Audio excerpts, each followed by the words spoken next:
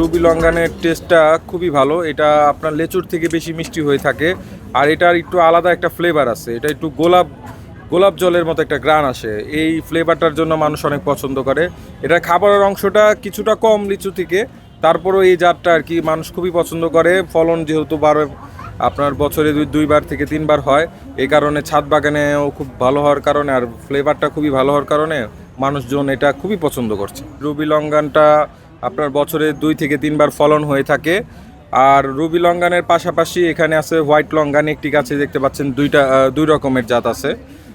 আর এই লঙ্ঘনগুলো খুবই ভালো হচ্ছে। এটা আমাদের দেশে সাধারণত কাটলেচু নামে চিনে মানুষে। আর এগুলো যেহেতু আপনার বাহিরের ফল, তারা লঙ্ঘন বলেই জানে, লেচু জাতীয় ফল।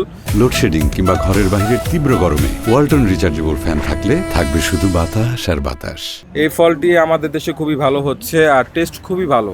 লিচুর থেকে এগুলো মিষ্টি অনেক বেশি হয়ে থাকে, আর ফলগুলো আর কি দেখতে আকর্ষণীয় দেখে মানুষজন খুবই পছন্দ করে।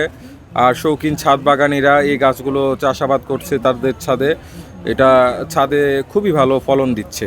এই গাছটাতে যেহেতু 2 জাতের লঙ্ঘন আছে, আর এই গাছটি আমাদেরও কাছে অনেক বছর ধরে আছে। এই গাছটি আমরা আস্কিং প্রাইস চাচ্ছি 50,000 টাকা। কেউ যদি বলে তাহলে আমরা দাম কিছুটা আর কি কমবে, এই গাছটি নিতে পারেন।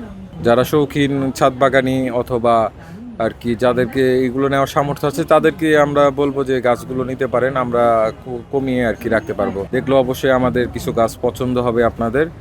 আর যারা এই গাছগুলো নিতে পারবেন না বড় গাছ, তাদের জন্য চারা গাছও আছে।